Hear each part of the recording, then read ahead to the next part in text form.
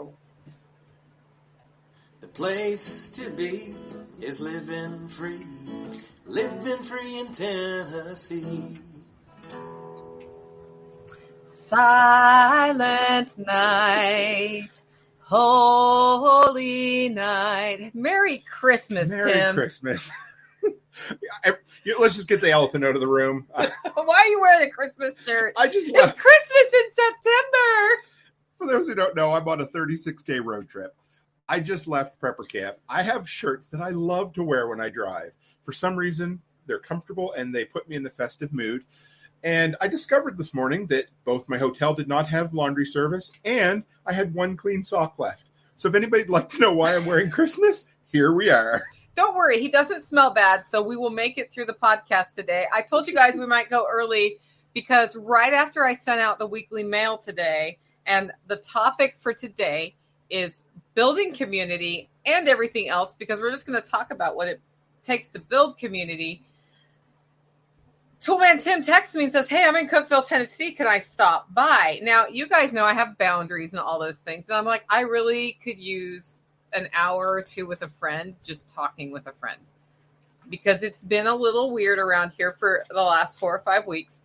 And I was like, I want to see Tim, and I'm talking about community. So I'll see, does Tim want to come on the live stream with me at the Living Free in Tennessee channel? And then when I was setting up the stream, I'm like, wait a minute, I can stream to Tim's channel too. So now we're streaming on my channel and Tim's channel. So if you're on my channel, go find, is it Toolman Tim or the workshop? Toolman Tim's. Toolman Tim will get you there on YouTube, and give him a subscribe. And if you're on Toolman Tim's channel, give me a subscribe. I'm Living Free in Tennessee, or at LFTN, because Living Free in Tennessee is too long to type out, and nobody knows really how to spell Tennessee unless they live in Tennessee, right? I own land here, and I still misspell it. It's lots of N's and E's. That's all that's going on. So before we hop in today, I want to just talk about our featured event of today's show. Toolman Tim's going to be speaking at it October 14th and 15th, the Self-Reliance Festival in Camden, Tennessee. It's going to be the best one we've ever done, and I'm super excited about it. I'm always excited about it because I coordinate the event. But as the pieces come in and stack up closer and closer and closer, I get more and more excited. And people keep like popping up last minute saying they're going to come, and we've got like the schedule of the speakers out and all of that. That's all over at selfreliancefestival.com. You don't want to miss this. Like, where else can you go see Joel Salatin, Jack Spearcole, Toolman Tim, Nicole Sauce, John Willis for $95, including your tent camping for 2 days. And we stay on site and talk to people. And all kinds of, it's incredible. I just came from an event of almost 2,000 people, and I absolutely love it. But if anybody asks me what my highlight of the year is, it's 100% seeing my tribe at Self-Reliance Festival. And that's no slam on any other incredible events I go to, but that is the highlight that I get excited to see. It's like Christmas, folks. Yeah, so Joel Salatin emailed me at the end of last week, and he's like, hey, Nicole, here's my flight information, blah, blah, blah. How's it going? And I did not answer him for 3 days. And, you know, mind you, this is a speaker. I'm supposed to say, great, I'll take the flight information. I'll put it in the little confirmation letter, send him a quick email, say this is when you're speaking. Like, all of those are going out right now. I was buried in details of the event. And finally, Sunday, I sent him an email. I said, I just wanted you to know I got your email. Thank you for that. Like, I have hit that point of event coordination where it's all the details. And then on the other side of that, which is about Tuesday of next week, I'll be through all of the audit to make sure we've taken care of everything and ordered all the printing and all of that stuff. I'll send you a summary of this one page. And then I just can't wait to see you when I'm at the point where I'm not detailing and I get to enjoy the event. And he's like, no problem, Nicole. Just deal with your details. I don't even need that summary till like a couple days before I leave. So nice. I was like, good, because we're like right at that point where it's all the details, and then it's the fun part for me. Like, the details are honestly not the fun part for me, but I do them because I love you guys. So those tickets are at selfreliancefestival.com.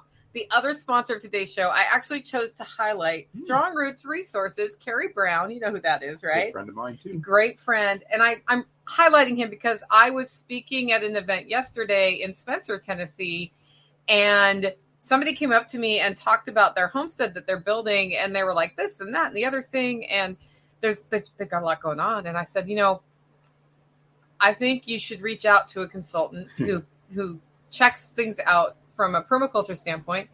And Strong Roots Resources is one of the people who does that in our network. Like, check him out, see what his pricing's like. He specializes in sort of the smaller size homestead like you're talking about. And this is somebody who listens to my podcast. Oh, yeah. And the person asks me, who?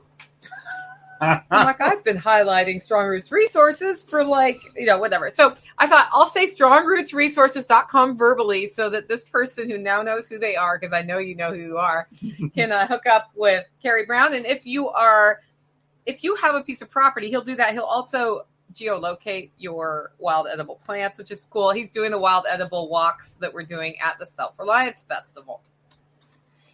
Next up, we have Agorist Tax Advice. Have you talked to him yet, Tim? Yes. I mean, not from tax advice, but I've interviewed him Why on my not? show. Oh, wait, you don't live in the U.S. Yeah, you know how it is. They already steal enough of my hard-earned tax dollars. Yeah, you know. So Matthew Sursley of Agorist Tax Advice does focus on the federal side of tax code, but he can talk to you about how your finances work, audit what you're doing, give you options for how to structure your business, how to track your tax write-offs so that you optimize every tax write-off you can. You understand risks associated with it. Check him out, agoristaxadvice.com/LFTN if you want to schedule your free consultation, because he doesn't want to work with people he doesn't think he can help. So he'll talk to you first.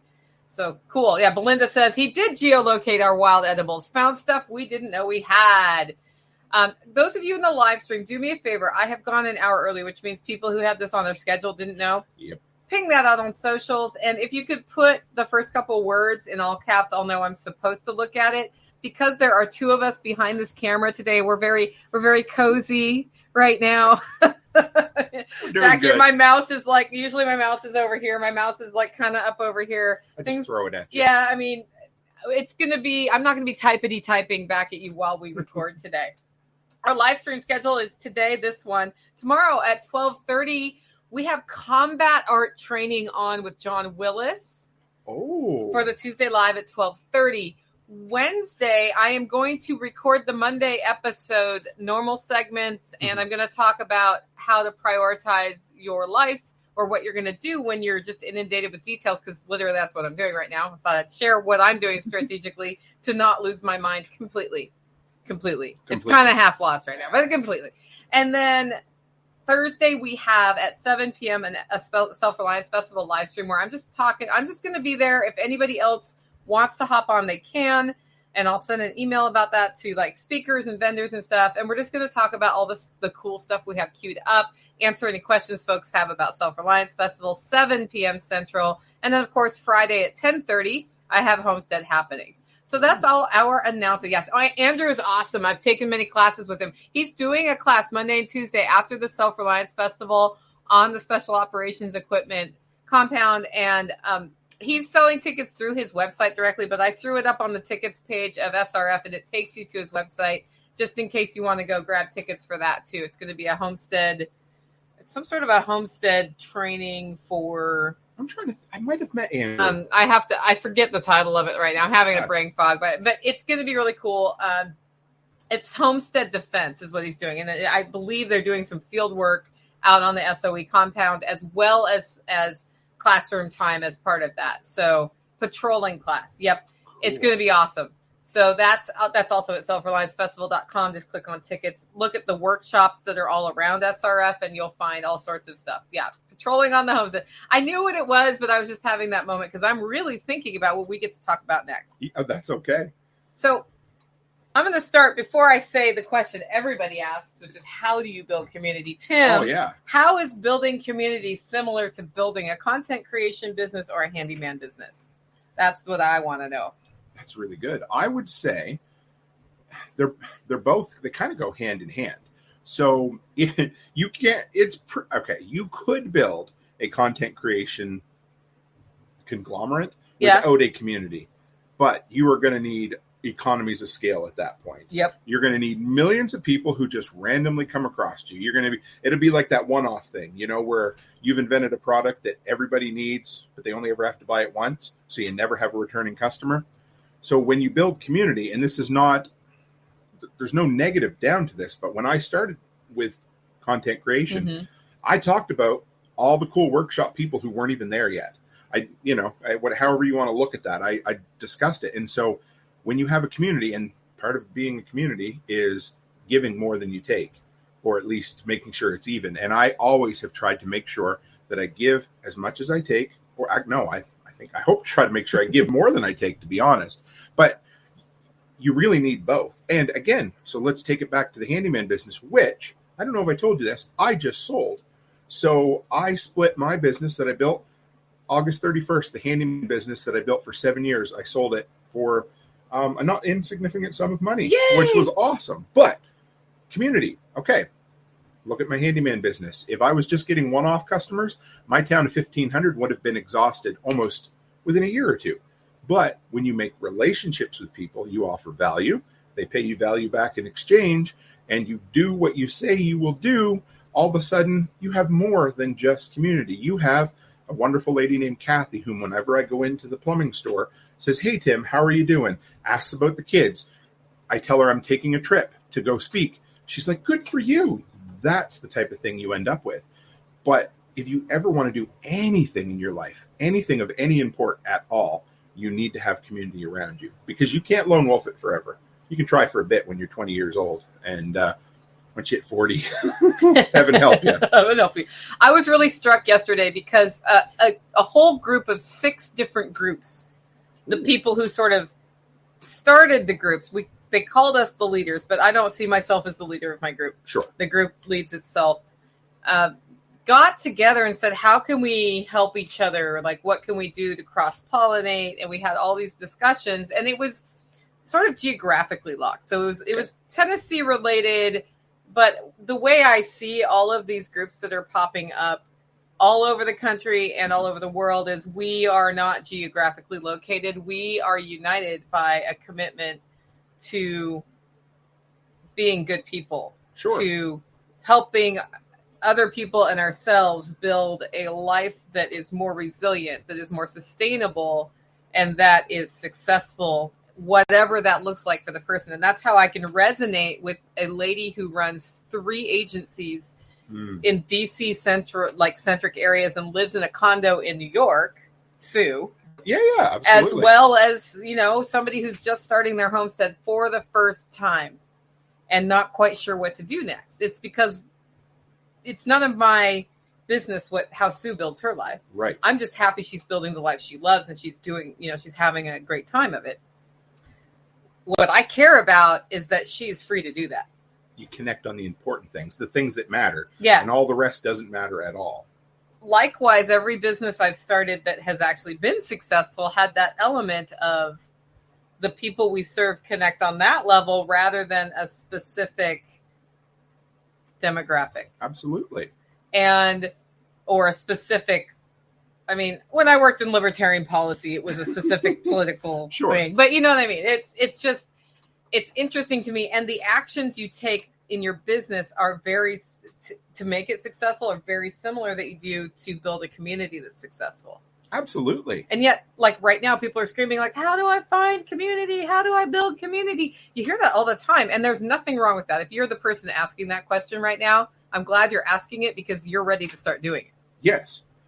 So I just came back from speaking of community. Yeah. I've actually been, again. That's all he's doing right now. Yeah, it's community building, baby. It's really, you could call it 5 events. If you include the workday on our Tennessee property, 5 events. So I just came from prepper camp. Yeah. I did 13 interviews, 10 of mine and 3 with other creators while I was there to meet people. And this all started a year ago at prepper camp, at least the interviews in person. I met a dude named Brad, 5 Times August, the musician. He did, and you may not know him, but you'll probably remember his work. I've met him. Have you met him? And I would love for him to play at SRF at some point. I bet you we can make it and happen. I kind of meant to talk to him about Sure, that. maybe for yeah. So he has been, anyway, we got to see him live. He performed at prepper camp, and he came over and introduced his family to me because we got to know each other. I interviewed him last year, and so we interviewed again. And he has been, his passion was freedom. Again, it's in different forms, but for him it was anti-mandate, right? That was his deal. He has been over the entire world in the last 12 months. And he wanted to let people know, he's like, sometimes you feel like you're alone. And I've been to believe it was Australia, Germany, England, all across North America. And he found like-minded folk everywhere he went. No matter how hard you think you don't know anybody exists around you, you will find them. That's the thing. As I was in front of this room of people yesterday, and they have found each other already. So that's a good start. Some of them were at that meeting for the first time ever. Ooh. How'd that go? Some of them lived relatively close to each other and didn't know each other. Sure. And then met each other. And the reason that happened is they did the most important thing, I think, to being successful in business or community. They got out and they got started, and they went outside of their comfort zone. And it's that comfort zone that's really hard. You know, we were talking about, like, I'm going to be vulnerable here. You go right ahead. You can admit if you are also vulnerable. On my way to this meeting, I had anxiety, Nicole, in the car with me. Going, man, I got to go be around people, and I'm an introvert, and blah, blah, blah. And I'm the speaker, man. Like, I can't not show up. And I'm like, gosh, I'd really rather stay home and take a bath and read a book. And I'm like, what is wrong with you, Nicole? And the minute I get there, I'm happy. I'm like having a great time. I love it. And like doubting Nicole in the car all the way there is like, John Willis would call that your bitch voice, right? Sure, you're whiny. Yeah, I've heard it like your whiny little bitch. I was like, what? Where did she come from? But it keeps it like learning that when those doubts come in, to put them aside, go out of my comfort zone and just do what I'm going to do. That's when the success comes. And that's when I build I met 4 or 5 people and had really good conversations last night that I'm hoping to see again. And I reconnected with some people I've recently met, and it just really solidified some relationships that I hadn't solidified yet because we're mostly text-based. That seems to be a theme about getting out of your comfort zone, because I got so many stories I could tell, but I'm going to tell you the one that we just talked about a few minutes ago. Yeah. I'm heading down, and there's a friend in this chat right now who will know who you are, and I'm really proud of you for always stepping outside your comfort zone. I'm not saying who that was. I'm just saying, idea who it is. No idea at all. But it happened to me again. I'll say this. I am on the longest road trip of my entire life to go to 5 different community meeting events, spending a not insignificant amount of money out of my own pocket. I'm a half hour away from the culmination of a 37-hour drive to go to a 2,000 people event. And little Mr. Tim, the old, remember Bugs Bunny, the little angel and the devil? Angel and the devil. Yeah, the devil's like, hey, you don't need to go there. Not that I didn't need to go there, but this is going to be stressful. It's a lot of work. You got to talk to people. You got to be on for the next, and if you can hear my voice, I was on for the last 3 days. But you know what? Right around that time, Nicole sends me a message. She's like, hey, did you drive by my house? And I'm like, I didn't. She goes, good, because if you had, I was going to kick your butt. I'm like, she said, make sure you see me on the way back. And that was cool. And I pulled over to record an episode because I needed a breather. I knew I was going to the event. I pull over, I record a 15-minute episode. While I'm recording, Joel Riles sends me a text. Hey, man, when you get in here, I can't wait to see you. That's all I needed, But did I go? Yep. Did I have the time of my life? Absolutely. Am I glad I went? Yep. Will I go again? Absolutely. And you know what?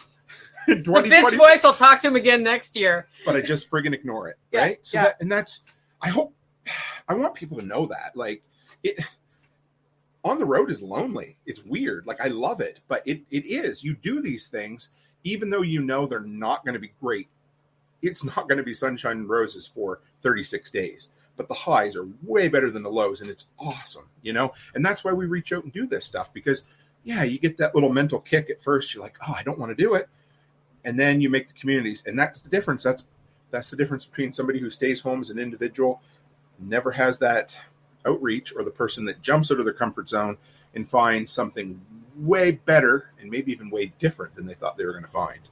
That's the other thing, is people look at different places to go from the outside, and they're like, I don't want to be around a bunch of paranoid preppers, or I don't want to be around a bunch of flaming hippie liberals, or whatever. And then you go.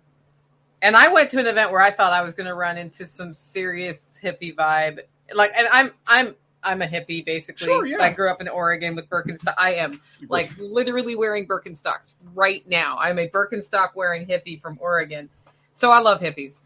But there's an element of hippie culture that is not my scene, and it has a lot to do with like the drug aspect and like that. Just not my scene.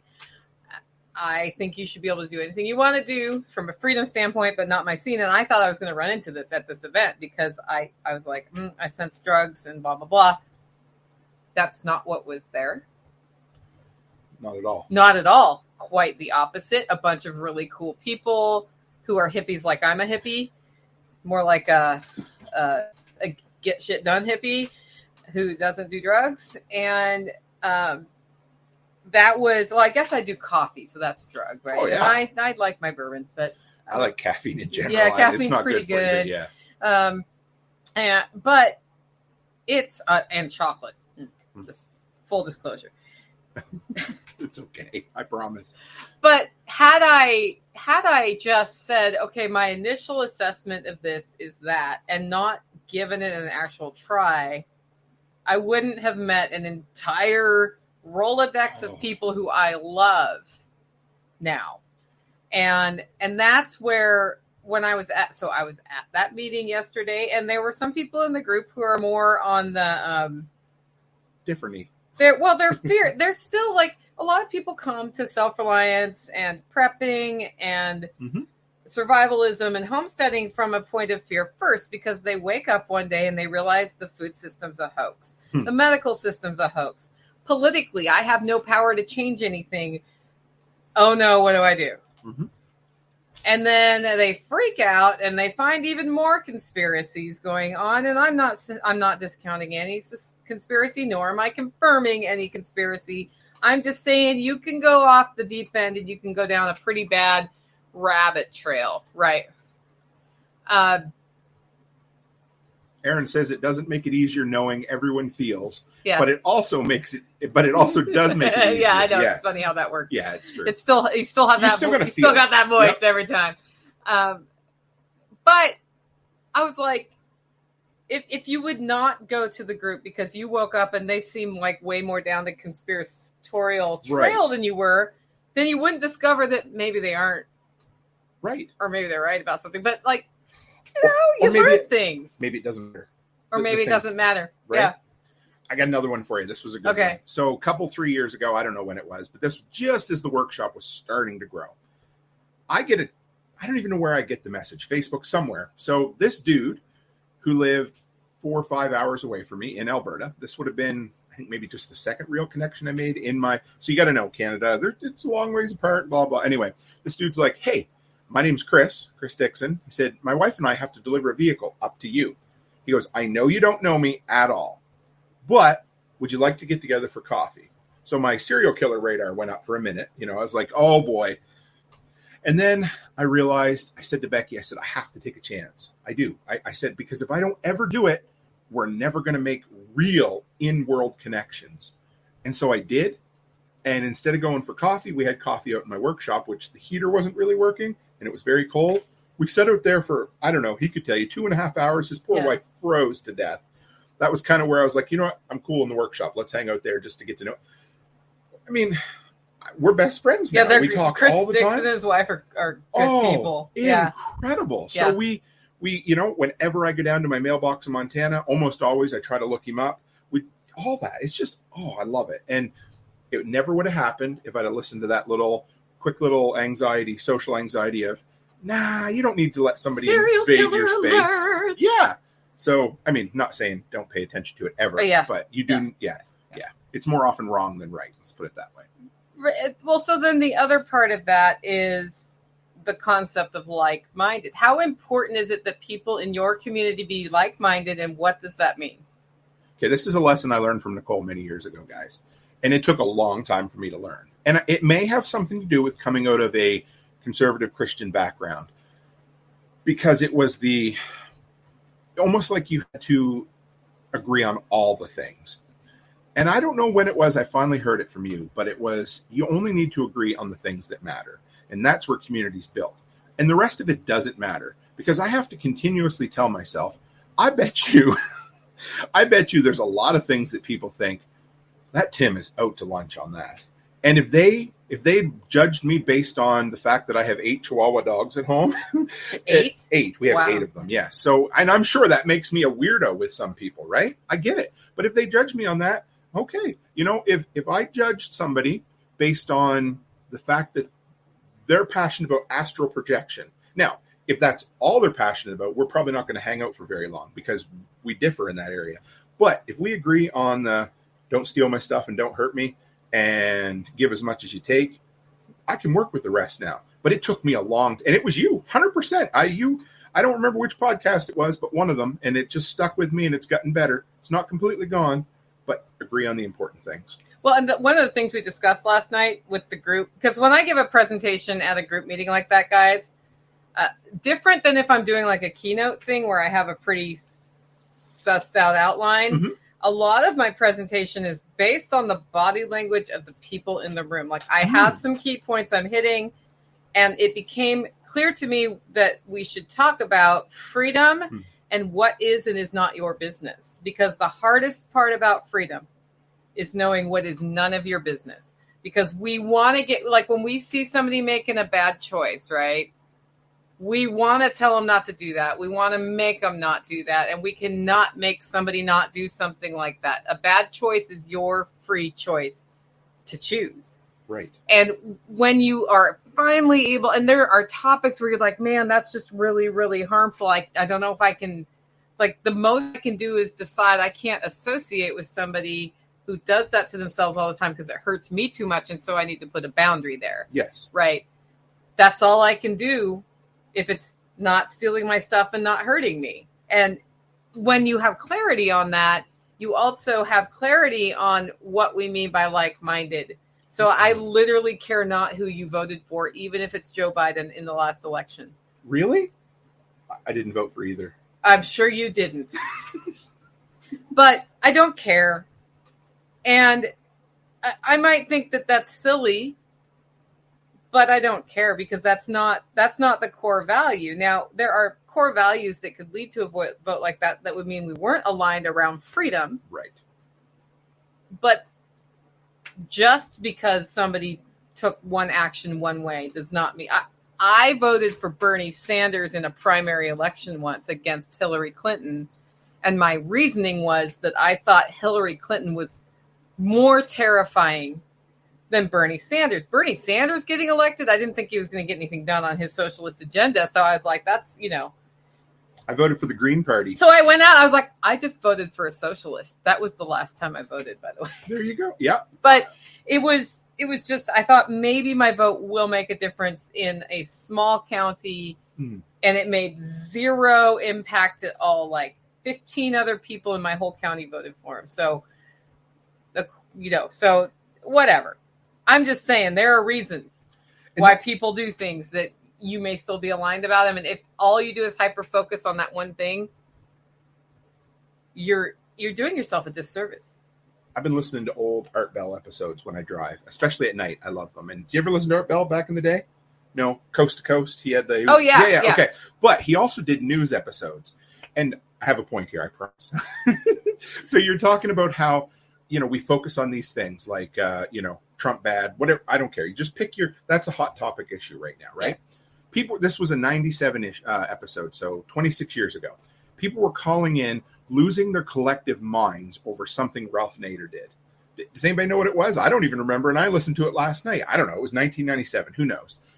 What did it, it didn't affect the temperature of the water in their pool.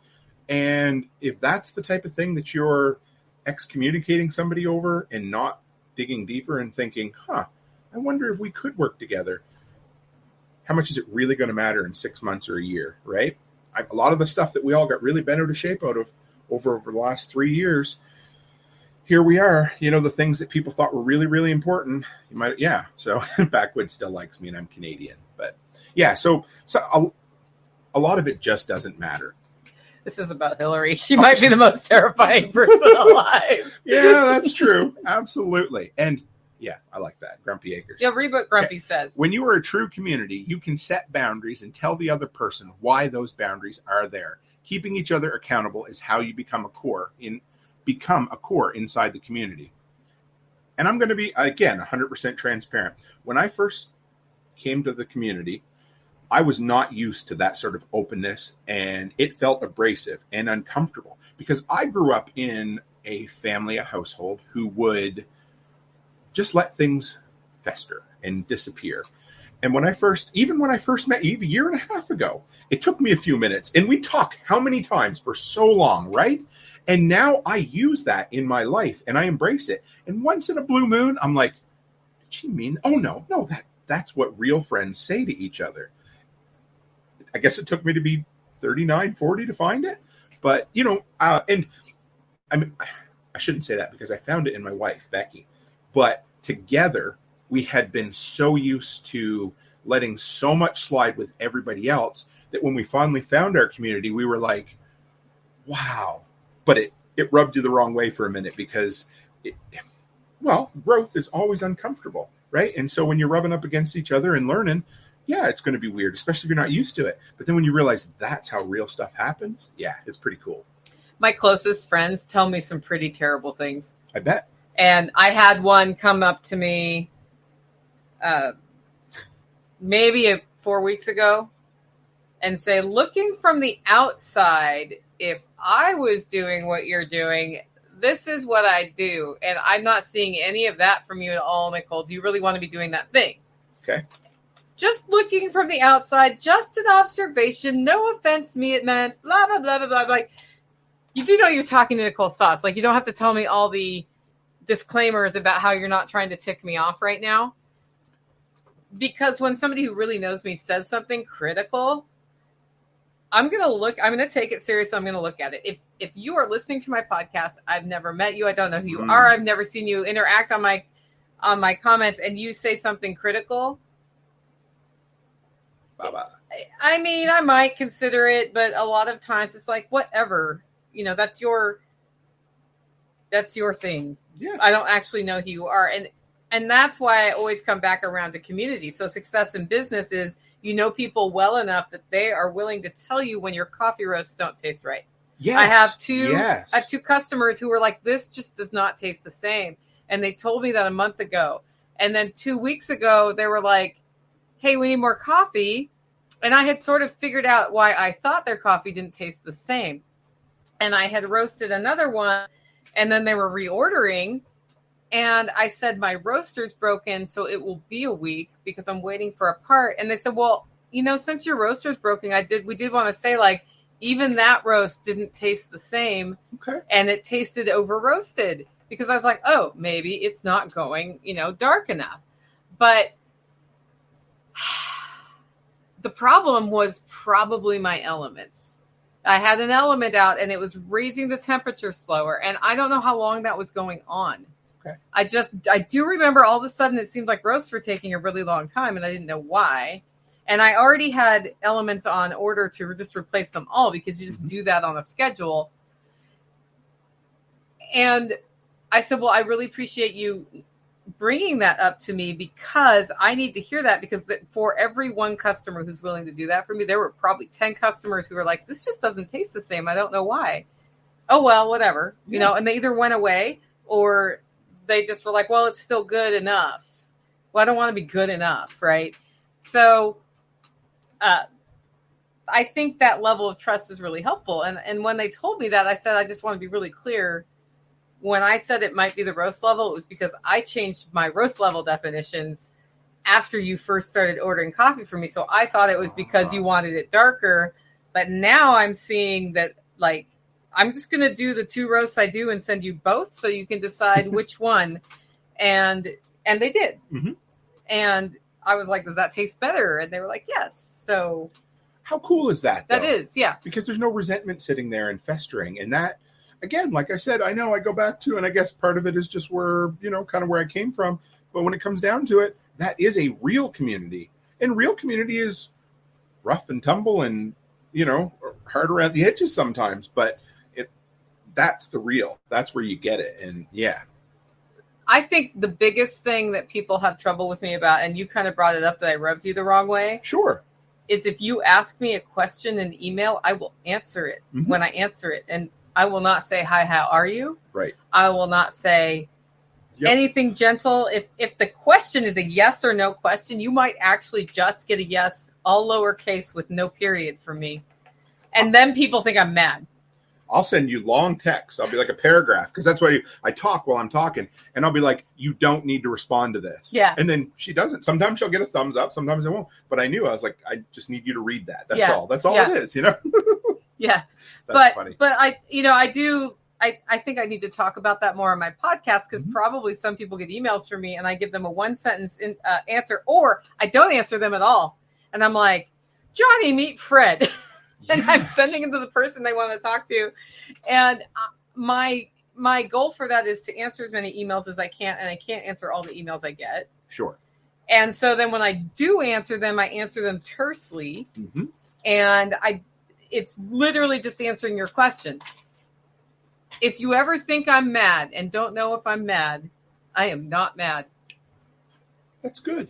I thought you were going to say ask me, but then I was like, no, I don't. Yeah. If I'm mad, you're bloody well going to know it. Like I blew my voice out Saturday morning.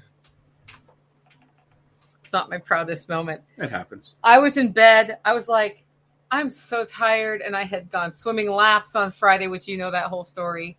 And I was like, it's Saturday. I can stay in bed an extra half hour today.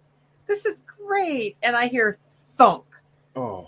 And the cat had gotten on my counter, which has all my tax paperwork spread out on it right now, taken the vase that I have holding basil up and thunked it over and gotten water all over and I knew exactly what it was when I heard it. And I am up yelling no as loud as I can as I walk across my house. I was so mad. And I lost my voice for the rest of the day after that. The cat knew I was mad. Sure. Yeah. Yeah. Fair enough. Okay, we got a question here. How do you overcome feeling like you have nothing to offer a community? That's a great question. It's tough because, okay, this is what I'm going to tell you, Greenberry Grove. It's not true. But just because it's not true doesn't mean you don't feel that way. So the first thing I need you to know is that you have something you can offer a community. Maybe what might help is anyone else, and it does not necessarily have to be someone that lives near you, but someone who knows you. Ask them to give you a list of the things, your positive attributes or your whatever it is. You don't need to be, a SWAT team leader or somebody who knows how to set up, listening and observation posts to be a thriving, integral part of a community. You can be a connector. You can be the type of person who says, hey, Nicole, I met somebody who's into tanning hides that would be a great episode or make a great interview for you. Connect. That, I'm telling you, you could be somebody who sources parts. Now, you might be a guy who works in parts right now, but guess what? Those skills are the same. And whatever you mean to a community, whatever your definition of what kind of community it is, there's going to be times that your community is going to need to get things. And whether that's finding the cheapest baseball uniforms for your local Little League team or finding the best deal on a pallet of Mountain House freeze-dried food, that could be your skill. There are 100 things, and you probably don't see it because you're so close to yourself. It's like when we're creating content. It's like, I really shouldn't do that again because I just did that a year ago. You're like, whoa. Just because I'm so close with that doesn't mean, yeah. And that's the way you are with yourself. So it might be somebody you know is going to be honest with you. Look them up, ask them, say, hey, make me a list, my good and my bad qualities. You might not like it, but you'll find something in there that'll make you. Yeah, every time I do a cheese making webinar, and I've done multiple cheese making webinars to just my network. Sure. People show up. I know. Okay, I'm going to, you know what? Again, I just did the exact same presentation at Prepper Camp that I did last year, Preparedness. I made a few changes, added some really cool stuff at the very end. But for the most part, it was about 45 minutes of the hour was exactly the same as last year. I asked, first off, and I was worried. I was like, oh, this is going to be bad. Well, I had 3 times the crowds this year that I had last year, which was cool. So I would ask every time, how many of you are new here? Almost everybody was new anyway. There was half a dozen people who came back from last year to hear the same thing, and 2 of them came 2 days in a row to hear it twice. So I'm telling you, we are our own worst critic. And it whether you're a content creator looking to join community, an entrepreneur, because you're the one closest to yourself. So try to get outside of yourself and ask somebody, hey, what are my attributes and what can I use? Start with that. I think the other part of that in building community is when you, like your role when you first come to a new community. Let's say I go to prepper camp next year. Sure. Totally new community for me. My role there is not to be anything to that community specific. My role is to go there and get to know people and observe. And if somebody asks me for something, then do the thing if it's within my purview to do it. Yes. That role is, then you don't come on too strong. Mm-hmm. Like, I know all about ham radio. I will help you with ham radio, blah, blah, blah, blah, blah. There's like probably 57,000 ham radio guys at prepper camp. Sure. Who are already kind of up in that role in the community, which means there may or may not be space for that one of my pieces of expertise, which ham radio is not that thing, but I'm just, ham radio is on my mind right now because I need to call Evan later. And saw him yesterday. Yeah, I called him today. I need to call him back. I have 5 things to talk to him about. I was like, we could email back and forth 19 more times, or we could have a 5-minute phone call and it'll be done. So much easier. So I'm gonna go Gen X on his butt and go phone call. He'll see it and be like, I don't talk on no, that. No, I know. Who's that 888 number? I'm like, no, it's not a sex call. It's actually my phone number. No, I was never a sex call worker. It was just that number. It's just that number that they gave me when I got my first cell phone. Ham radio. We have a thing in the community workshop. When anybody says the word ham radio, we have to drink bourbon. I like it as water, but anyway. Yeah, cheers. Yep, we'll have bourbon right after this. But the thing about that is, if you don't know what you can bring to the community and you feel kind of intimidated or not very secure in that, give it a little bit of time and it will come clear. I think about Toby from this Discount Mylar Bags. Like, the whole reason his company exists is he was in a mutual assistance group. And there were guys who could start a fire with sticks and who could, shoot really well in a defensive situation and blah, blah, blah. Like, all of these skills that they had. Hunt deer, cut up deer. He's like, I got nothing. I have a desk job and no skills, and I'm not in the best of shape right now and whatever. And then he realized what he did for a living was source product for Dollar General. So he knows how to find things in bulk for cheap and can pass that on. And he looked at the world of food storage, which was a particular interest of his. Sure. And was like, people do this wrong. They buy the biggest Mylar bag they can find because it's cheap. They put it in a 5-gallon bucket. They pour stuff in that bag. And then when they open it, it's open. And you got to use a 5-gallon bucket's worth of stuff, and you have 2 people living in your house. And all you're eating for the next 4 months is mashed potatoes or whatever's in that bucket. And so he came up with a list of resources on how to store food. He figured out how to connect people with cheaper Mylar bags because he buys them by the container full. And already had the relationships at the manufacturers to make sure the quality was there. And that's why Discount Mylar Bag exists. It's funny that I mentioned sourcing products because we didn't talk about that. But literally, that's how his business, that was his thing for the community. Well, it was funny that you brought that up. Yeah. Because he just, and he first, for a long time, he just sat in this community going like, if anything really bad happens, I'm the one who dies because I got nothing to bring to the group. And it turned out he did. So there is something there you may not know. That's funny you mentioned that because I left. Okay, we always talk about the things that are most fresh on mind, right? So again, I'm going to mention prepper camp because it was a big deal. I went last year and I left thinking that was cool, but I'm not sure if I'm going to go back or not. Now, I left this year saying I'm absolutely going back. And part of that was because last year was my first year and I was finding where I fit into the community, or even if I did. And then I'm like, oh yeah. So then I discovered in-person interviews are my niche at this thing. And I love it. And also promoting it. I like social and I like doing those quick little things that nobody else are doing. And I realized, I kind of, round peg in a round hole finally, as opposed to when you show up, you're just kind of floating around the edge of seeing, do I fit in? Am I, because there's another thing because can't remember who said it, but you might not have something to offer to a certain community, or not in a bad way, or it may be that you have something to offer, but you don't fit into that community because your values also don't align. So part of that is that outside walking around, helping, doing whatever. Last year, I had the very last spot for the very last time of the day. So, by then people were, they're like, shut up! But of course I didn't go back and say, hey, Rick, you need to move me to a more important time slot, right? No, because after I got to know Rick, if I'd asked that, it'd have been the last time I ever come back to prepper camp. But now this year I got bumped up another hour, but I had a huge, so I found my place is what I'm saying. But that in-between time was awkward, a little uncomfortable, a little off-putting, but eventually it starts getting a little more comfortable. And now, of course, I leave and I'm like, yeah, hell yeah, I'm going back. Yeah, and that's a really important thing. You need to ask, am I uncomfortable because I'm outside of my comfort zone right now? And that's just a time that you spend in any new community is outside of your comfort zone. Or is it that our values don't align? Mm-hmm. And that's the one I don't see the misalignment of values very quickly sometimes. It takes me a minute because people say things that they don't mean. Mm-hmm. And that's what makes me most uncomfortable in communities is when people say something and their body says something else. But that could be that their mom died that morning. Or it could be that they're lying to me. And it takes me a minute to figure out which one. John Willis, he'll size up a person in 30 seconds in that way. I'm like, man, you read people well. I go back and forth. Becky, of course, she can read.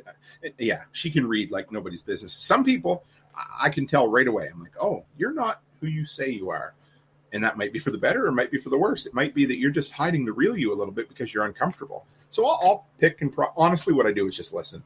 Anyway, I ask a question, I let you talk. And then if you stop talking, I ask you another question, you just keep talking. And eventually you're going to tell me who you are. And not in a bad way, but in a way that is one of those, we get to the brass tacks pretty quick. I know that's a cliche, but it's true, Just let people talk and you'll find out about them.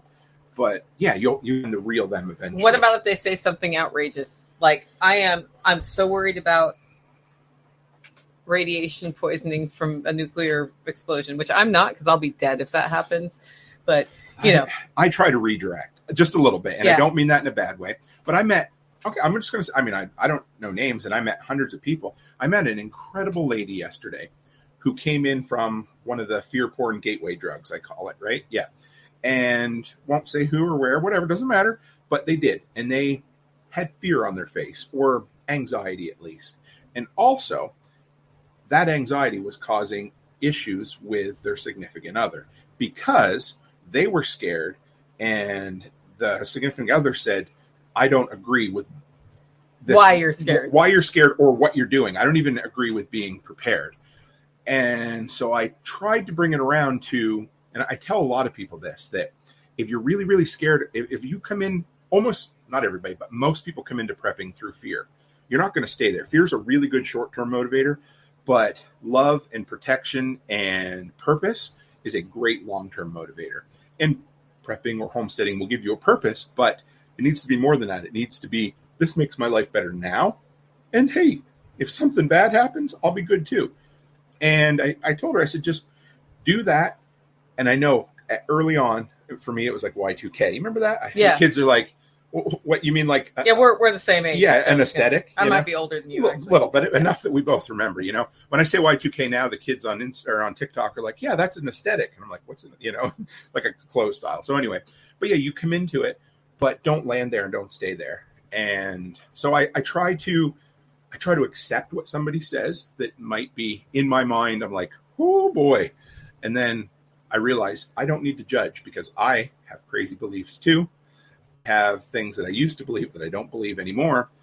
And remember, Tim, the non-aggression principle for but the in other words, get to the core, the things that really matter, and the rest can just slide around. Now, if that person's entire personality and their reason for being is tied into one thing that isn't my shtick, then we may not become a deep community. We might just be somebody who can interact and chat about it. But yeah, I try to accept it because whatever somebody believes is important to them at that moment. But I also try to redirect and say, there's a better long-term goal. You can still do what you're doing. It can still solve this anxious problem. But what if it made you feel better and made your life better and helped you out too? I think it's really important. The reason I brought radiation up is I'm going to guess half the people listening to this are afraid of that and have taken steps to counteract radiation poisoning. And I wanted to bring one that people who are listening to us right now are like, no, wait, that is a thing, Nicole. Mm-hmm. Right? Good point.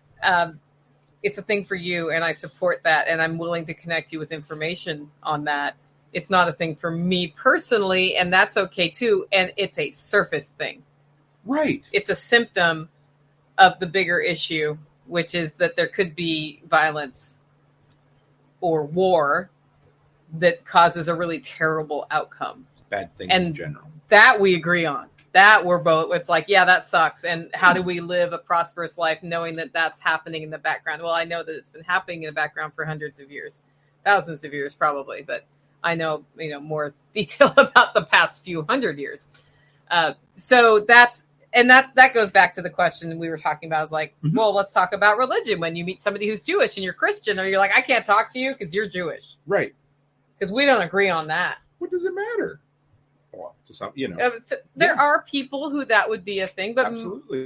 What I witness more often in our culture is that Christians are talking to Jewish people, are talking to Muslim people, are talking to atheists, and it all seems to be okay. And sometimes they're sharing ideas, and sometimes one person of one faith moves to another faith. Sure. And that's healthy.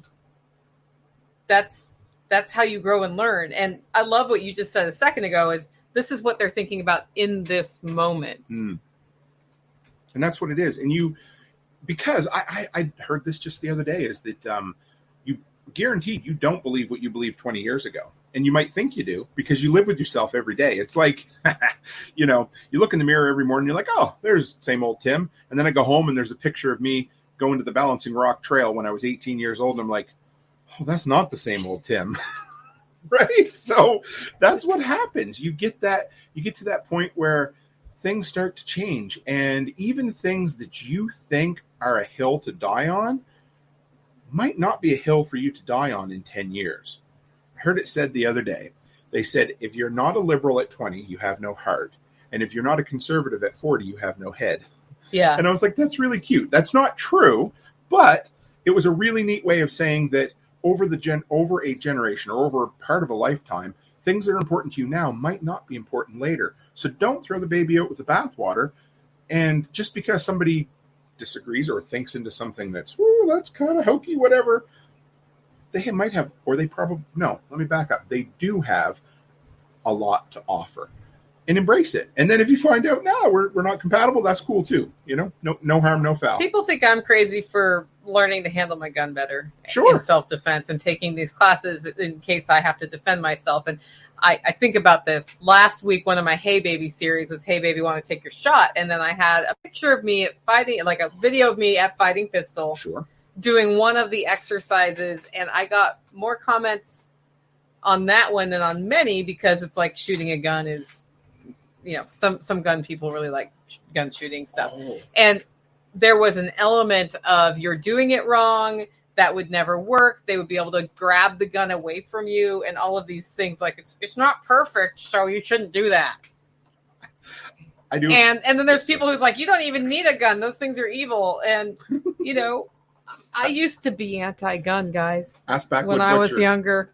The same thing. Sorry, I cut you off. Yeah, but it's true. It's just funny because if people only assessed me based on that, we'd never move forward. Never be friends. Yeah. Hey, Grumpy Acres wants to know, did you get a taste of our freeze-dried food from the Sun Oven? Oh, were you there, Grumpy Acres? Oh, I did not. Oh, no, I did not. I got a taste of a sausage or something out of a little compact one. I saw the biggest Sun Oven I've ever seen. I don't know, folded down if it would fit on a pallet. I think it would, but that would be it. This thing, I don't know. It would feed thousands of starving children somewhere. It was massive. It almost looked like something Dr. Evil would have used in Austin Powers, but it was incredible. So I did not. And anyway, I may even have met Grumpy Acres and don't remember. And if I did, I need to apologize now. Well, you've met him at Self-Reliance Festival. Yeah, I knew I had, but I really suck at, how it is. The name to face connection. Yeah. I'm like, oh, I know this face. Oh, I know that name. Mm-hmm. Whoop, they go right by. The trip had their food. Okay. Yeah. Nice. It was a really cool setup. Yeah, I'm wearing a High Point shirt today from Special Operations Equipment. I saw John the other day, and I had my checked button-down collared shirt that I wear sometimes. I have 4 of those guys because I found a shirt I liked, so I bought the last 4. The reason I'm out and about, besides I like it, is it's the way it is. And I print less than I used to print, but I print. The gray man concept of just kind of staying below the radar there's something to be said about that, I don't wear at prepper camp. I didn't wear the SOE shirt that has the great big logo, but I did wear shirts that had the really tiny logo, because there's a word in there. Hey, L2 Survive. Great to see you. There's a word in there that some people don't like. Doesn't bother me a bit, but I get it. Yep. Anyway, apparently it buffered for some people. That could be my internet. I do have fiber here now, but if you can believe that. Fiber's good for you, though. Yeah, but occasionally it does. I was kind of like, am I on the wrong Wi-Fi network? Because we have a mesh network here outside, and then my inside network is different. But nope, I'm on the right network. So every so often, my computer's like, I want to go outside for a minute. Connect. John's does that sometimes too, doesn't it? Yeah. It's that problem. Well, yeah, and I think he has maybe DSL, and he has 2 different providers that he can be on. And Starlink, and usually Starlink in the garage is better than his other network. I've been looking into Starlink. That's another thing for another day, but I need to have that for the road, I believe. I used, my next door neighbor has one, and when I was working on my duplex in Nashville, when I told you I stayed there for a week, I brought his Starlink, and I actually did a show over Starlink from my duplex. Wow. But, Good? It was good. The problem was I had to put the antenna where it would link. Okay. Which was outside the duplex, which was it's not in maybe the most theft protective place. And so the only place I could get it was like right in front of the duplex by the road. Oh, okay. And so it would go out during the day and it would come in at night. I was like, this would be fine on the roof here too. Like I could put it on the roof, but the connection was pretty good. My fiber is better. Okay. That's what I was wondering but it's totally reasonable. I know Evan has a whole rig. He did. I found out about it after the fact. I'll check it out at SRF if he has it. Yeah. But I'd love to. I'm a tech geek. I like that kind of stuff, but it would be good. Hi, Janet. I see Janet and I haven't seen her in a while. Okay. What other ways can you think of that building community has parallel with what you do to build a successful business? Oh man. Not like the actions that you take. Like things I'm thinking of are, in order to build community, you need to have ways to communicate and do that consistently. Well, okay. I mean, Facebook, some people think Facebook's evil, of course, but I realized when I sold my business just recently, I never built a website for my business. It was 100% on Facebook. Some people are going to be like, oh, that's bad. Well, it was a local business for starters, right? And in an emergency, because I talk about power outages an awful lot, the best way to get actual information is through Facebook or for people who have it next door. And so I used to laugh when I was like 18 or 20, when I worked at Home Hardware, they would have these systems or processes in place that seem so stupid. And I'm like, why do you have that? And they're like, because if we didn't have a process, everybody would do it differently and nothing would ever get done. So if you have Paul Wheaton, hey, Paul, sorry, I got to stop that. Anyway, so if you have a process in place at the time, a way to say, send mass text messages to all my customers that, hey, we're having a flash sale, $50 any lawn will mow. You can easily port that over to a community thing with a Zello channel, with a text app, with Telegram, like the workshop Telegram group, which I love, all of that. But if you waited and didn't have that in person or built before you needed it, nobody's going to know where to go. One person's going to come to your house and ask for information. Another person's going to send you a letter in the mail that's never going to make it there. And a third's just going to lose their mind and run away. So you need to have those. And, as an anarchist, the word process kind of ruffles my feathers, even though I don't have them. But you need to have those ways of communication to get important things out there. Yeah. And Paul says, have patience, which I think is an answer to my question. You need to have patience in your community for things taking longer than you think they need to take, but people work at their own pace. People have different priorities than you do. And that works in business too. Like, why isn't this person answering my email? Or why isn't this person committing to this proposal or what? Because you care about the timeline of that proposal, but they care a lot less, or any of those things. Patience is helpful. And you have to accept it. Did you ever read any John Maxwell books, like 21 Irrefutable Laws of Leadership or anything like that? So he had a rule. I can't remember the exact percentage, but I think it was, when you find somebody that can do something 80% as well as you, as good as you, let them do it. But what's not said underneath of that is you have to accept that the job isn't going to be quite as good, or it's probably going to take longer. And you have to I want to talk about that comment there. But when it comes down to it, you have to accept those things. Bye, Paul. Yep, bye, Paul. and deal with it. But yeah, can we talk about that comment? Okay, so then Jules said that doesn't help those who are perma-banned from Facebook or Twitter. That's like saying what if. I was just using Facebook as an example, not as, I mean, you can pick whatever platform you want. You can pick whatever process you want. And if you're concerned that your community wouldn't be able to have communications or anything through that, then focus on an area that the majority are going to have. I grew up in an 80s evangelical home. You know what we used to have next to the phone was a prayer chain. So if something bad happened or somebody needed prayers, there was one person called the first 6 people, and then it was like a pyramid scheme, but it wasn't, so it would just work its way down. That was the process that Digby Wesleyan Church had in place to get communications out. So it doesn't have to be don't get stuck on the specific that I mentioned or my example. Take the principle and then turn it into something. Yeah, and as far as finding information in an emergency, Facebook being the best place to do it, it is, in my community, the best place to find information in a situation where tornadoes hit, power's out, ice storms are coming through, somebody's got cancer, and we need to help them. And if you are one of those people who've been permanently banned from Facebook, hopefully your spouse has not, or somebody else near you has not, because then your best way to do it is to have a relationship, which is community, with a person who can get that information for you. And then, if you know that, feed it into that system. So if I know that the best power outage information comes from Facebook, but I've got 5 people who can only work on Telegram, Signal, whatever else, then my job has just become in that community, if that matters in a crisis situation, I take it from there and put it there. And then the people who are permanently banned, because we have those in our network. I have 100%. We got people off Twitter forever because they were in DC on January 6th, not doing anything remotely to do with protesting. But geographically, they were there, and Twitter was like, you're out. Wow. Yeah. Okay. So I think that was maybe part of that motivation. And if you've been struck enough on Facebook, not only can you not get on, but all the fake accounts you try to get on with can't. I know somebody who had 6 fake account attempts before her 7th fake account attempt worked, and now she's back on Facebook, but she lost all of her network there. Sure.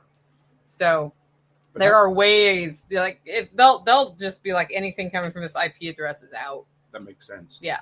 And I mean, there's workarounds for all of it, but like you said, the simplest one, and I was thinking that while you're talking, that's why I give you a shoulder punch, because 100%, that's right where I was going was, okay, you can't, but you have one step removed at that point where you have a way to get the information to people.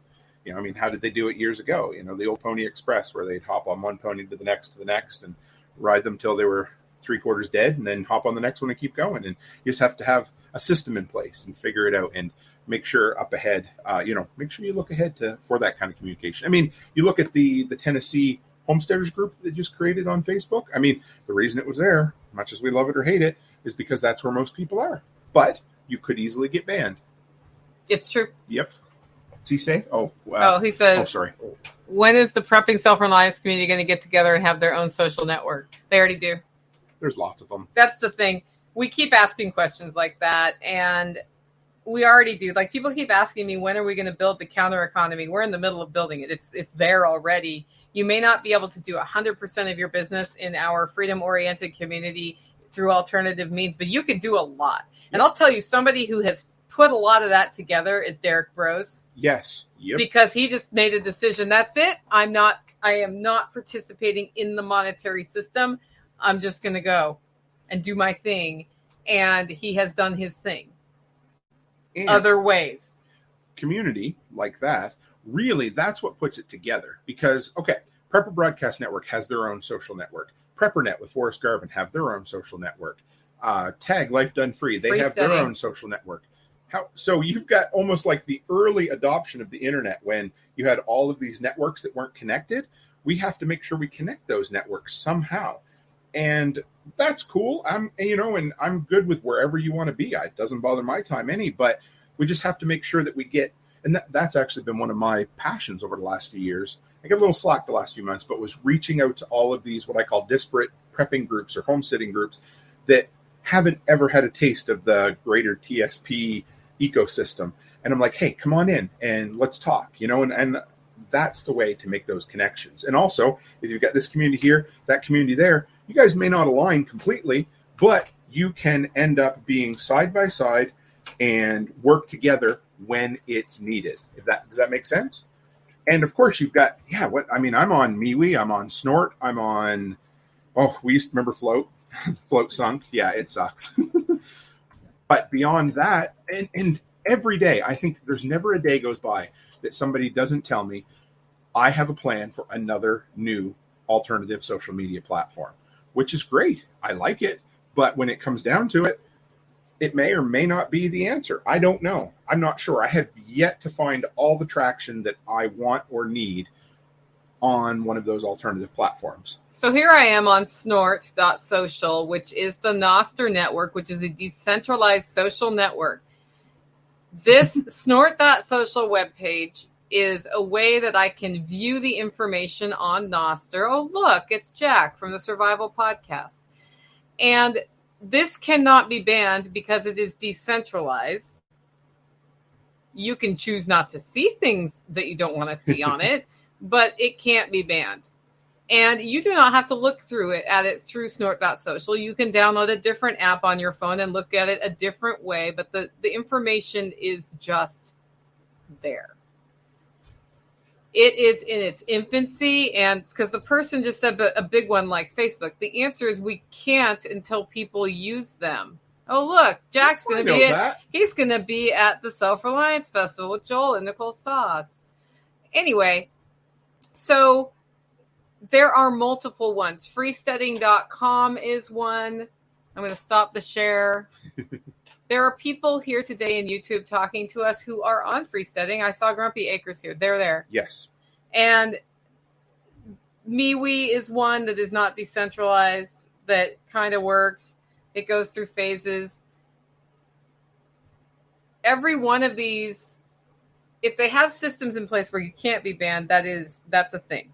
And that's awesome. And that NOSTR protocol is something I'm very excited about, and I hope it continues to grow. And if it does, we are early adopters. That's going to be awesome. But it could just as possibly in 5 years be completely obsolete, and I've invested time posting to the social network and getting to know how to use it. And that would be sad. But if I don't try all of these alternatives that I come across that have people who I want to talk with, then when there's one or two that become more populated, I'm out to lunch, and I'm just starting on that now. And there's no loss.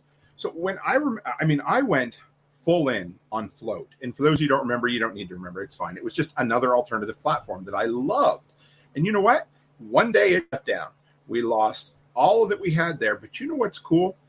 For instance, Dave and Mary from Liberty Late Night. They're awesome. I'd never met them before. They found me because I would post pictures of my dogs, my supper, and my generators on Float. Because he was like, hey, there's a lot of people on here posting a lot of conspiracy stuff. I like your stuff. Do you want to come on the show? And now I've been on 2 or 3 times. We're friends. We talk.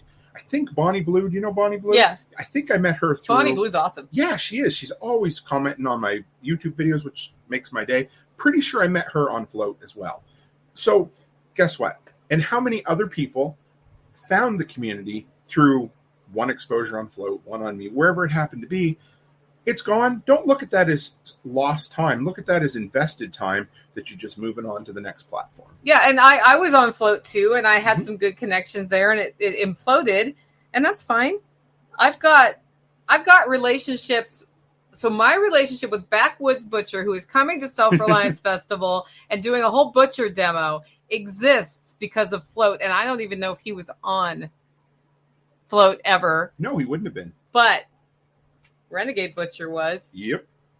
And Lots Project Brian was, and all of those people were, which are who connected me with that. And if Float had never been a thing in my life, I would not have somebody showing you how to cut up a pig at Self-Reliance Festival. Right. Okay. I think I only sent you a couple of texts at Prepper Camp. Same type of thing. Whenever I meet somebody that I think would be a great fit for Self-Reliance or for your show, What do? I'll thumb it out, and I'm like, hey, Nicole, you got to meet this person, because that's what we do. And if you left an event, same thing. You wouldn't look at that as a lost event because, oh, I spent 3 days there and now I've left and I don't have that time back. No, you look at that as an investment in the future.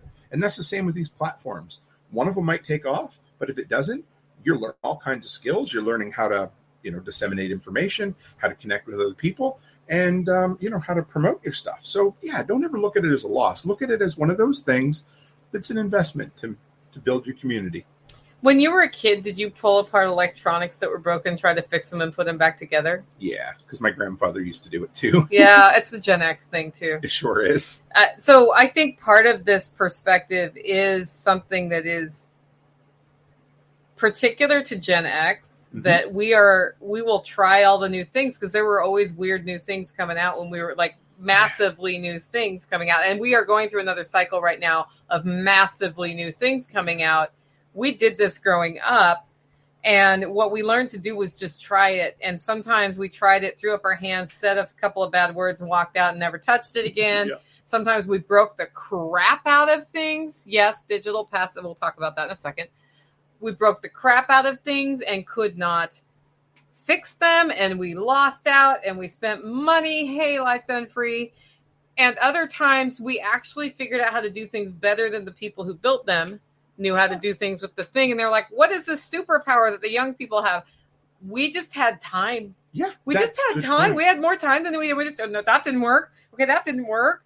Okay, I'm going to like put my finger in my ear and like do all this, something nobody ever thought of. That did something nobody ever knew it could do. My kids want to know how I can catch marshmallows in my mouth, cut a deck of cards with one hand, and juggle. And I'm like, because I had time to do that stuff when I was a kid. All that stuff. So I hope that made your day. But yeah, they'll throw them at me from 10 feet away. Like, how'd you do? Because Danny and I, my best friend, used to practice in his basement for hours on end for no reason other than we could. Yeah, exactly. So Jen Venture says, digital passes like remote access. Yes. So today we launched, well, we've had them for sale for a while, but today we sort of launched a reminder at selfreliancefestival.com on tickets. You can click on digital passes. It will actually take you to a different site to buy them, because that's the site where the video ends up being downloadable later. But during the event, we are streaming live from one of the two stages, and it will probably go back and forth between the two stages a little bit. But we have simultaneous sessions, and we can only stream one thing at a time. And that is run with a really awesome digital MC that we have, who's pretty good at it. And she brings questions up for you to ask, and asks them of the speaker live. And you have the whole community of that. Letty is making a bingo card, like SRF bingo card. So there'll be some of that community building going on in the comments there for the digital passes. And then afterwards, you get access to all the recordings that we make. So you'll see the sessions that we did not stream live. It takes us about a month to get through all the editing, but they are $95 right now over at selfreliancefestival.com if you want to do that. Virtual bingo. That's right. It's going to be really fun.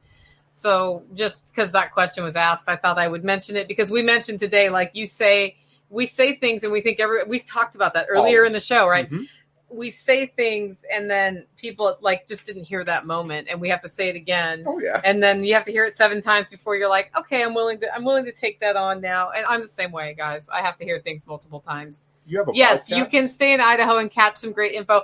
Joel Salatin is definitely on the list of people being streamed, because I'm pretty sure that anybody who buys the digital passes would kill me if I didn't stream him. And the only thing that will keep him from being streamed is if like the internet's not working. And then I will like beg him to please come on a live stream with just our digital pass holders, see if he's willing to do that after the fact. Like, if I will have back plans to my backup plans.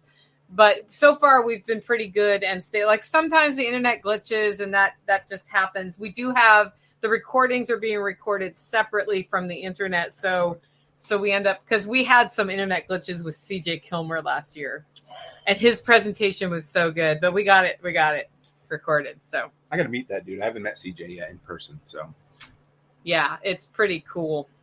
I seen a comment up just a little bit. Alaska, hard to meet people when you're an introvert. Care to comment on that? Are you an introvert, Tim?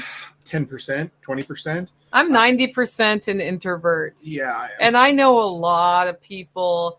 And that goes back to what we talked about first about what it takes to build a business and what it takes to build a community is being willing to go out of your comfort zone. For me, going out of my comfort zone is being around a lot of people. I also get really energized from it, but I don't like, I have to sleep for days.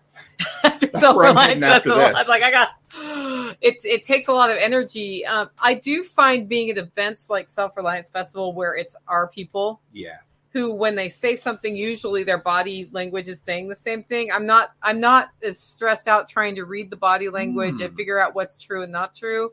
And so I end up less exhausted than if I'm at a corporate event where most people are lying most of the time. It stresses me out to talk to liars. That's a good point because you're I guess you're always on edge. Or I'm always on edge. Analyzing. When I lie, you can tell I'm lying too because I just don't hide it. Sure. And that's my thing. And I test very highly on the introvert scale, but then because I'm very perceptive and I'm a natural teacher, you'll find a lot of people who perform. Yes. Are also introverts.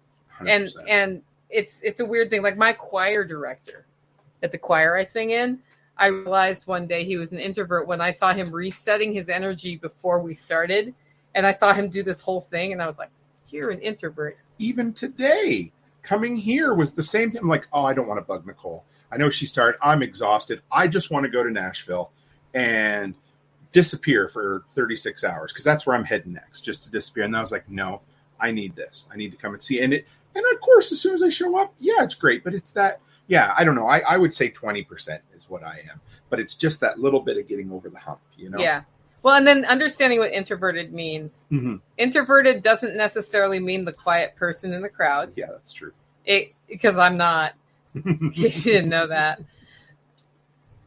It means where you get your energy from. So like Sean Mills will own a room when he walks into it.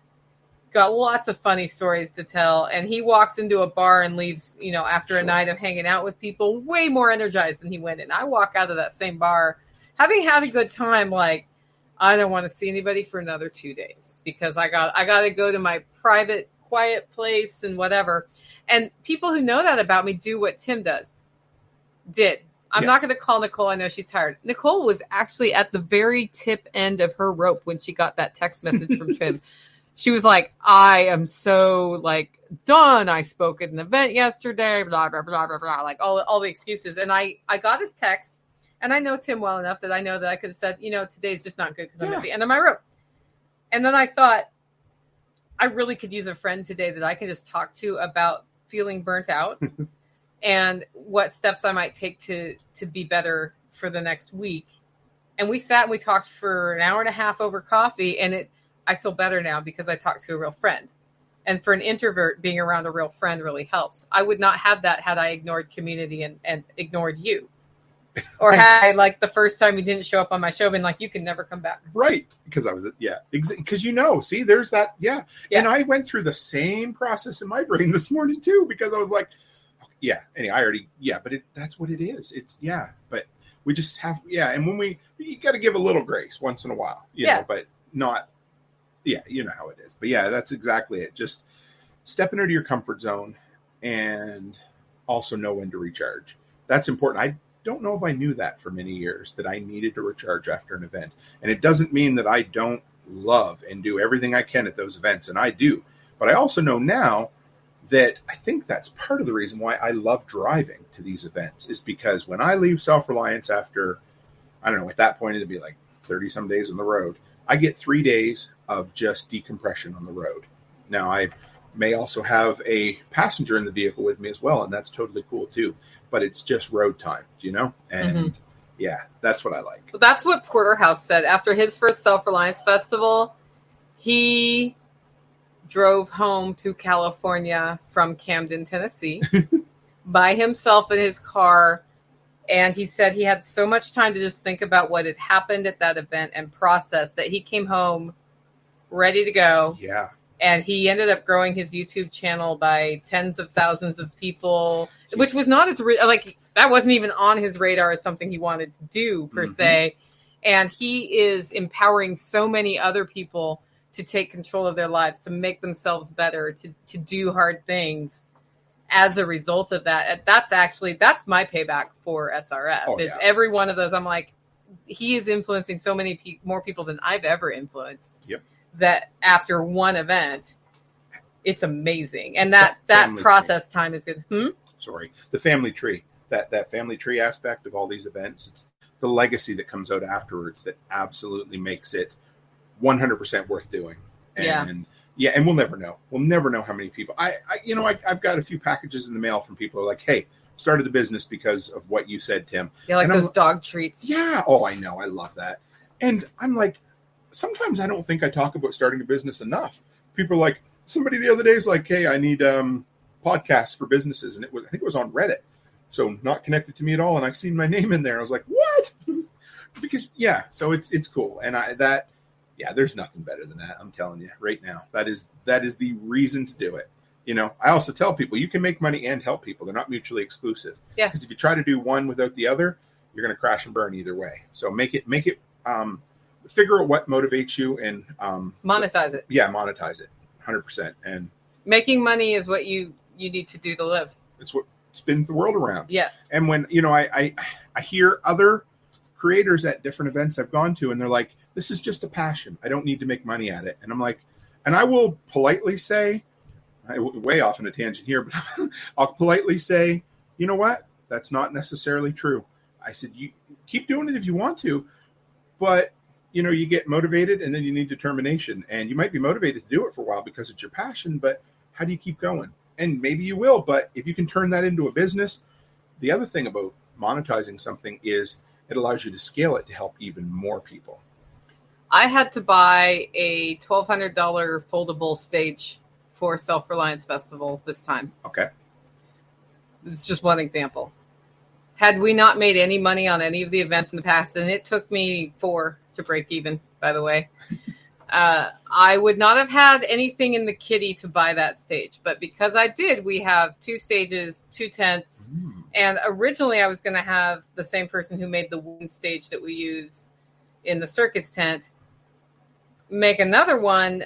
But then I thought, like, he's busy. The foldable ones fold up smaller, and then it'll be less of a storage challenge in the future. So I'll just do this. So that's the other thing about making money is when you make money doing things you love, you have money to invest to make those things better, which in the case of something like an event makes the event better for everyone. Draws more like people suddenly in. You have a PA system that works. And I actually had to rent more PA equipment for this one because there's 2 stages and, we got 2 sound guys, 1 at each stage, and it's all of that. So it's something that I think when you live a homesteading lifestyle or a prepper lifestyle, you find ways to go ultra cheap on stuff. Sure. Right. And so you kind of get in this mindset of cheap. Give a little, pick a little. Sorry. It's okay. I'm not singing, guys. Sorry. So, and that's not bad. It's not bad to look at the expense side of the equation. Absolutely. But to judge people for the revenue side of the equation, I want the people in our network to do well. Oh, you're right. And I want to do well too. I want them to do better than me. I tell people that all the time.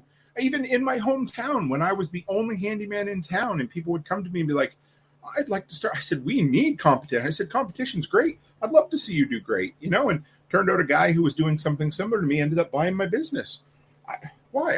If I'm making enough money doing what I'm doing and I love what I do, why wouldn't I want someone else to do the same thing and make money at it? Yeah.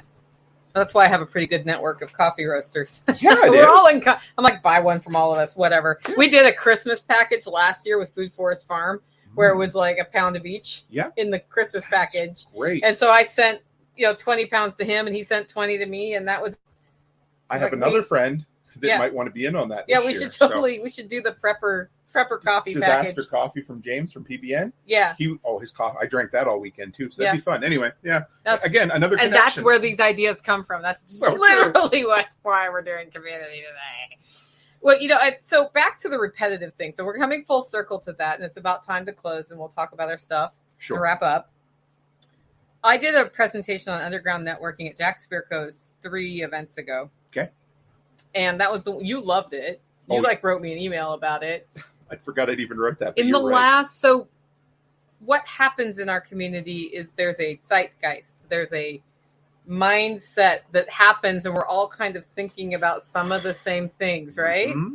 And you asked me, like, why are you thinking? It's interesting that you're thinking about some of the things you're thinking about, like the SHTF fear thing we need to put to help bring people to more of a place of passion and love to build a better life rather than reaction to the things going on in the world.